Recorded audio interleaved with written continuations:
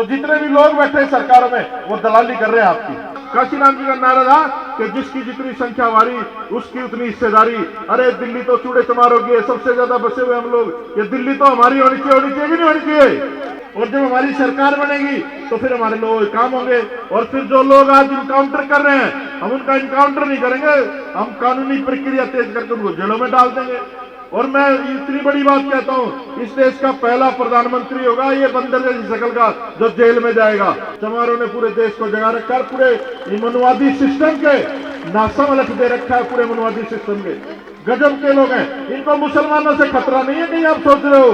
मुसलमानों की तो वोट ले रखी है, इसलिए खतरा तो चमारों से इनको।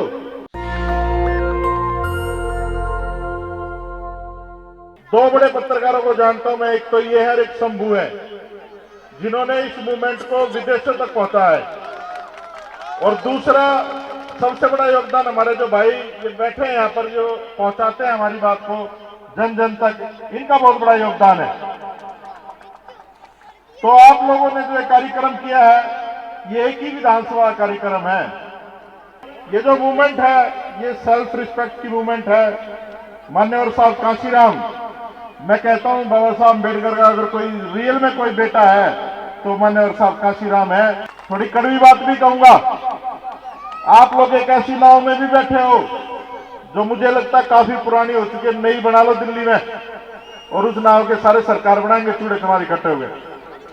और आपके साथ आज तो देखो चमारों के लीडर भी आपके साथ है, चूड़ा के लीडर भी साथ में, भाई यादव भी आगे और सैनी भी आगे। कौन रहेगा बताओ, कोई बचा है क्या? तो बड़ा खेल हो सकता है दिल्ली में जब एक 2% का आदमी झूठ बोल बोल करके दिल्ली में राज कर सकता है।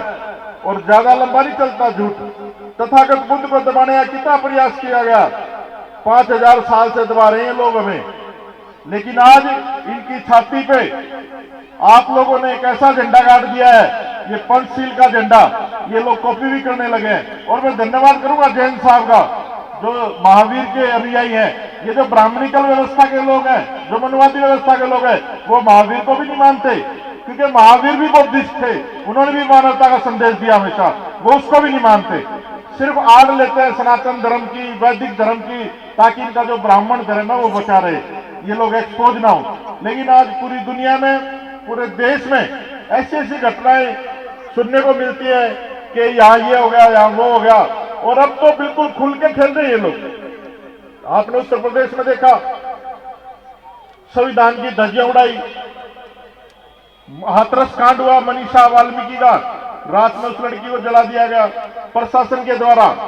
और नया नया किस्सा भी, बाप बेटे को मार दिया, बेटे के जनाजे में बाप को नहीं जान दिया और बाप का जनाजा देखने के लिए बेटा ही नहीं बचा।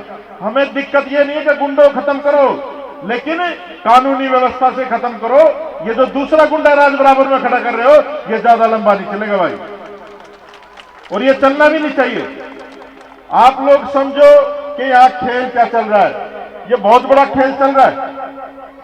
ये जो लोग बिना सोचे समझे किसी के भी घर पे बुलडोजर चला देते हैं, किराए के गुंडों से इनकाउंटर करवा देते हैं, और क्या क्या नहीं हो रहा है इस देश में।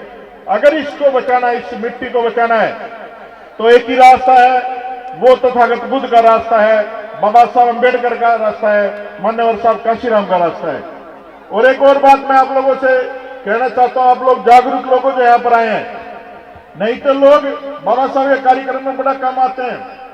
और वो लोग कम आते हैं जिनको बाबा साहब की वजह से अच्छी व्यवस्था मिली, जिनके घरों में एसी, गाड़ियां और अच्छे अच्छे उनको पोशाक मिली पहनने के लिए, अच्छे अच्छे पदार्थ मिले खाने के लिए। लेकिन मैं यहां कह सकता हूं ज्यादातर वो लोग बैठे हैं जो अभाव में हैं, और अभाव वाले लोग ही कुछ ले सकते हैं जो पहले ही मर्सिडीज में घूम रहे हैं। मैं एक बात कहता हूं नेताओं के लिए, आज यहाँ पर वो सारे नेता बैठे हैं जो मर्सिडीज के कुत्ते नहीं है, कातिया कुत्ते नहीं है। अगर समाज में बात आती तो भोंकते भी और काटना भी जानते हैं। वैसे लोग नहीं है जो लोग विधानसभा में बैठे हैं, जो लोग संसद में बैठे हैं। तो आज आपको समझने की जरूरत है कि आवश्यकता किस चीज की है। आप धार्मिक रूप से कितना भी इकट्ठा हो जाओ, इनके फर्क नहीं पड़ने वाला जो लोग हुक्मरान बैठे हैं दिल्ली की कुर्सियों पे। आप सामाजिक रूप से कितना भी इकट्ठा हो जाओ, इनको फर्क नहीं पड़ने वाला। ये मान्यवर साहब कांशीराम कहते थे, मैं नहीं कह रहा।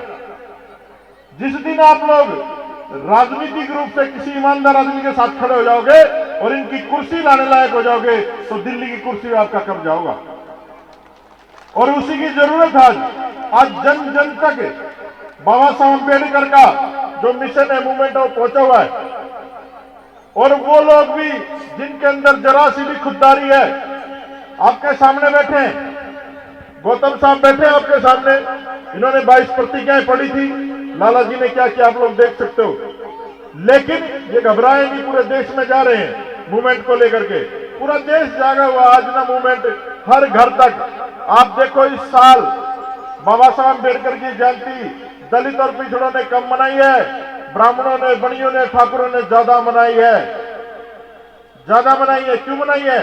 क्योंकि वो लोग भाप लेते हैं कि आने वाला समय कैसा होगा, उनको डर लगने लग गया है। अरे जिस व्यक्ति के फोटो से दुश्मन डरता हो, जिसके स्टैचू आज भी तोड़े जाते हो, और उसके जो बच्चे हैं वो कैसे गुलाम बन के बैठे हैं, शर्म आनी चाहिए हमें इन लोगों पे।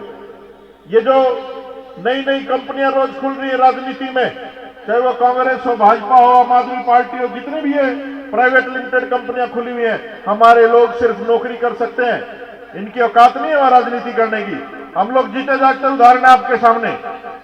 अरे 10 महीने से जेल में पड़ा एक मंत्री, पीडब्ल्यूडी मिनिस्टर सतेंद्र जैन, उसे नहीं हटाया गया। मनीष सिसोदिया भी काफी समय रहा, उसको बाद में हटाया गया। और हमारे लोगों में तुरंत कार्रवाई होती है, तुरंत। अभी कुछ बोला 1 घंटे बाद कार्रवाई, चाहे मुस्लिम हो या दलित हो या ओबीसी हो या पिछड़ा हो। तो आप लोगों को समझनी पड़ेगी ये चीजें। ये चीजें मैं इसलिए बता रहा हूं क्योंकि लोग सामाजिक कार्यक्रम में ये बात बताने से थोड़ा कहते हैं कि भाई नहीं, लोगों में क्या इंप्रेशन जाएगा। हम लोग जो भी बड़े हैं, जब मैं मंत्री बना दिल्ली में तो मेरे बाप खुश नहीं थे, पिताजी खुश नहीं थे। मैंने उनसे पूछा कि आपको खुश होना चाहिए बाबूजी। मान्यवर साहब कांशीराम के साथ रहे, मेरे फादर साहब आर्मी में नौकरी करते थे।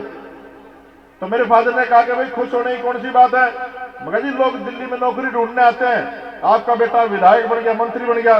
तो मेरे फादर ने कहा कि आपको गलतफहमी है वकील साहब, क्योंकि मैं वकील था। फादर ने कहा वकील साहब गलतफहमी है, आज आपको इस समाज का दलाल नियुक्त किया गया है, लाला जी की सरकार में, इससे ज्यादा तुम लोग कुछ नहीं कर सकते। तो जितने भी लोग बैठे सरकार में वो दलाली कर रहे हैं आपकी, आपके नाम पे वोट लेते हैं, समाज के नाम पे वोट लेते हैं। बाबा साहब का जो पूना पैक्ट का समझौता है, उसकी वजह से रिजर्वेशन मिला है, उसकी वजह से वोट लेते हैं। और फिर नौकरी किसकी करते हैं? इन्हीं की करते हैं जो लोग आज देश को बर्बाद करने में लगे हुए, इन्हीं की करते हैं जो लोग देश को बेचने में लगे हुए, इन्हीं की करते हैं जो लोग संविधान की धज्जियां उड़ाने में लगे हुए। तो भाई आपके पास तो इतने बड़े बड़े महापुरुष हैं, बाबा साहब अम्बेडकर से बड़ा इस दुनिया में कोई आइकन नहीं है। एक छोटी सी कहानी सुनाऊंगा, उसके बाद मुझे भाषण नहीं देना आता। मैं लोकल सा आदमी हूँ, देसी सा आदमी हूँ, पेशे से वकील था, दिल्ली यूनिवर्सिटी में पढ़ा हुआ हूँ, लॉ फैकल्टी से लॉ किया, फिर देहाती कॉलेज से ग्रेजुएशन, मेरा स्कूल मिंटो रोड पे था। लेकिन मैं अपने लोगों जैसा हूं, जैसे हमारे लोग हैं, मैं वैसे ही काम करना पड़ेगा। मैं एक कहानी सुनाता हूं, आपको ध्यान से सुनना, बड़ी काम आएगी जीवन में। एक बार एक राजा शिकार करता हुआ अपने राज्य की सीमा से बाहर चला गया, तो दूसरे राज्य के सैनिकों ने उसको पकड़ लिया और उसको कारागार में डाल दिया और फांसी की सजा सुना दी। तो वहां की राजकुमारी ने देखा कि इतना सुंदर युवक है, इसको मार दिया जाएगा, इसकी जान कैसे बचाऊं।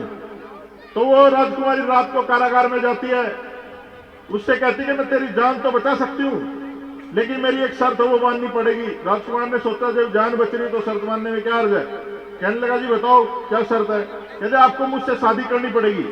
तो वो राजी होगा इस बात पर, ठीक है ये राजकुमारी मैं राजकुमार, कोई हर्ज भी नहीं, रिश्ता ही बढ़िया, शादी कर लेते हैं, मेरी जान बचाओ। तो वहां से उसको निकाल करके वो घोड़ों के अस्तबल में जाती है लड़की। घोड़ों के अस्तबल का जो मालिक था वो खड़ा जाता है राजकुमारी को देख के कि राजकुमारी आप इतनी रात को, उसने कहा आप शांत रहें और हमें 2 घोड़े दें, और घोड़े भी ऐसे हो जो बिल्कुल तूफान से बातें करे, किसी के हाथ ना आए। तो वो राजकुमारी को दिखाता है, एक बिल्कुल जवान तंदुरुस्त घोड़ी थी, जमीन पे पैर नहीं लगते थे उसके।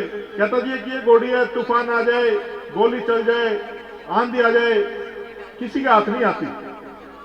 कह रहे एक और घोड़ी दिखाओ। एक और घोड़ी दिखाई, कोने में बैठी थी बुजुर्ग सी घोड़ी। ध्यान से सुनना आप लोग, काम की बात है। तो उसने कहा कि ये घोड़ी है, ये भी बड़ी तेज तर्राट है। तो उसने पूछा कीमत क्या है इनकी, तो उसने बताया कि जवान घोड़ी की जो कीमत है वो 50,000 है और बूढ़ी घोड़ी की कीमत 1 लाख है।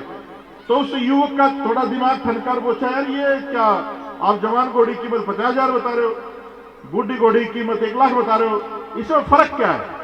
तो उसने कहा मालिक ने कि जो जवान घोड़ी है ये सच है कि तेज है, तर्राट है, जल आ जाए, तूफान आ जाए, गोली चल जाए, किसी के हाथ नहीं आती, लेकिन किसी भी सवार को मंजिल तक नहीं पहुंचाया। ये जो बुजुर्ग घोड़ी है, तूफान आ जाए, कुछ भी आ जाए, सवार को मंजिल तक पहुंचाती है।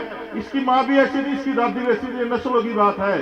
तो वो जवान उस औरत का हाथ छोड़कर कहता है कि भगवान मैं मर जाऊंगा, तेरे साथ नहीं भागूंगा, आज तू भाग रही, कल मेरी बेटी हो सकता भागे। तो ये नस्लों की बात है। तुम लोग आज ऐसे निठल्ले बन गए हो, तुम्हें पता नहीं तुम सम्राट अशोक की नस्ल हो, तुम बाबा साहब अम्बेडकर की नस्ल हो, तुम मान्यवर साहब काशीराम की नस्ल हो, जिसने इस देश में कोरेगांव कर दिया, जिसने इस देश में 2 अप्रैल कर दिया। तो जिस दिन आप लोग अपनी शक्ति पहचान जाओगे तो तुम्हारे जो सिपाही है वो तो बैठे हैं ना, हम लोग मरने के लिए तैयार है, मरने से ही डरते, एक दिन सबने मरना है।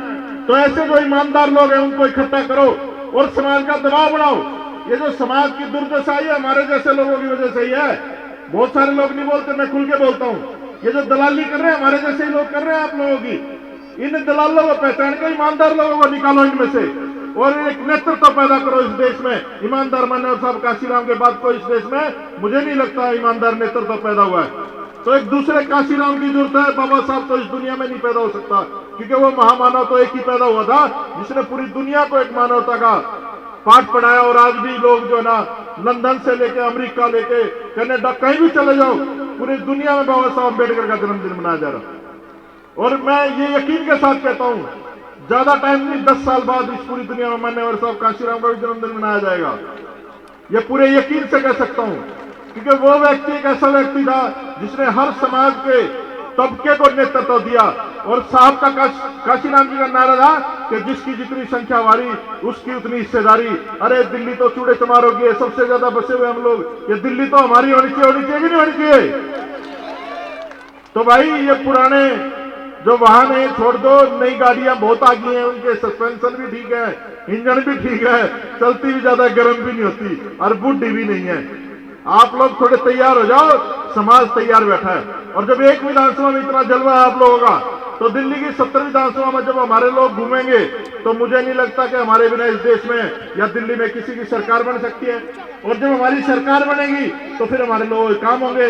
और फिर जो लोग आज इनकाउंटर कर रहे हैं, हम उनका इनकाउंटर नहीं करेंगे, हम कानूनी प्रक्रिया तेज करके उनको जेलों में डाल देंगे।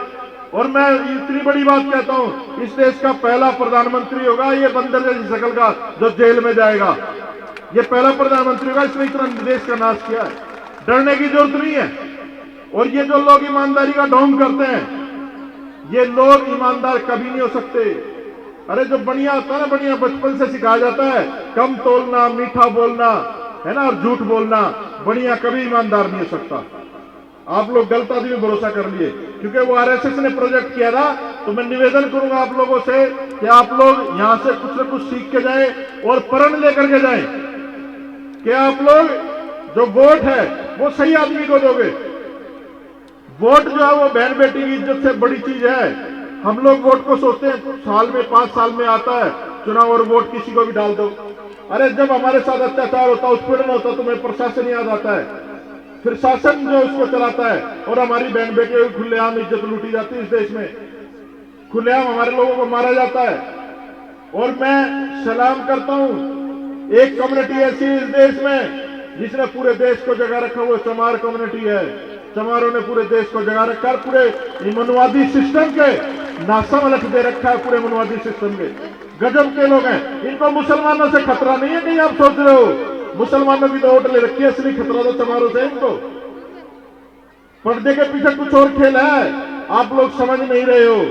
ये लोग जिस व्यवस्था को चाहते हैं ये हमें वापस वहां ले जाना चाहते हैं। अरे अगर इस देश में अम्बेडकरवाद का संविधान ना होता बाबा साहब का, तो ये जल्ले चूड़े का छोरा यहाँ थोड़ी इस देश में होता, ये मोटर गाड़ियों में थोड़ी ना घूम रहा होता है, ये एरो की शर्ट और ये लिवाई की जीन्स पहन के स्केचर के जूते पहन के थोड़ी खड़ा होता। कहीं झाड़ू झूड़ू लटका के अपने गले में हंडी, कहीं सफाई, कुछ सुअर सावर पाल रहे होते, और क्या औकात थे हमारी। तो ये जो औकात बनाई है बाबा साहब अम्बेडकर की देन, और जिन लोगों ने बाबा साहब को धोखा दे दिया, सोच लो वो एक खून नहीं है, एक बाप की औलाद नहीं है, उनका असली बाप जो है उनका बाप नहीं है। क्योंकि इस देश का अगर कोई बाप है तो बाबा साहब अम्बेडकर है, मान्यवर साहब काशीराम जैसे लोग, ज्योतिबा फूले जैसे लोग हैं। तो आप लोगों को समझना पड़ेगा, पूरी दुनिया में जिसने परचम रहा तथागत बुद्ध का जो संदेश है पूरी दुनिया में गया, इनके 33 करोड़ देवी देवता पाकिस्तान में नहीं जा पाए, बॉर्डर नहीं पार कर पाए, कोई भी एक भी बॉर्डर नहीं पार कर पाए। तो समझो आप लोग कि बुद्ध से बड़ा कोई रास्ता नहीं है। और जिसको बाबा साहब ने अपना लिया, बाबा साहब जैसा विद्वान पूरी दुनिया में नहीं है। हम तो तुच्छ से प्राणी उनकी ज्ञान के आगे। बाबा साहब ने जो किया वही मान्यवर साहब काशीराम ने किया, और हमें भी वही करना चाहिए जो हमारे महापुरुष करके गए हैं। ये फार्मूले बदलने की जरूरत नहीं है। 2 दूनी 400 साल पहले भी थे, 2 दूनी 400 साल बाद भी रहेंगे, तो 2 दूनी 4 ही रहने दो भाई। ये जो फार्मूला है 1585 का बहुजन का, जो ये जो बदलने वाले लोग हैं, इनको भी आप लोगों ने देखना पड़ेगा। बहुजन समाज हमेशा से बहुजन था, और जिस दिन आप लोग इकट्ठा हुए बड़ी खुशी होती है मुझे। लक्ष्मण यादव जैसे लोगों को जब ये बोलते हैं तो धज्जियां उड़ा देते हैं। राजमला सैनी जैसे लोग और मंत्री जी का जलवा तो आपने देखा, सारे दिल्ली की सरकार का जाडा चढ़ गया था जब इन्होंने 22 प्रतिज्ञाएं पढ़ी। तो ये जाडा अब जो है ना वोटों के रूप में चढ़ाना इन लोगों को, और डरो मत। ये बंदर जैसे लोग हैं, एकदम घुरकी गालेंगे, जूता करके मारोगे तो भाग जाएंगे ये लोग। ये लोग इतने मजबूत नहीं है विचारों से और दिमाग से, ये लोग षड्यंत्र करते हैं। और हमारे लोग इतने ईमानदार हैं, फिर भी ये लोग जो है ना, इनको कहते हैं भाई संविधान से चलो। जय भीम, जय भारत। नेशनल दस्तक की आपसे गुजारिश है कि अगर इसको बचाना चाहते हैं तो नेशनल दस्तक को सब्सक्राइब करने के लिए रेड कलर के सब्सक्राइब बटन को दबाएं, फिर बेल आइकन की घंटी दबाएं। नेशनल दस्तक को बचाने के लिए बहुत जरूरी है कि हर खबर को शेयर करें, लाइक करें, कमेंट जरूर करें।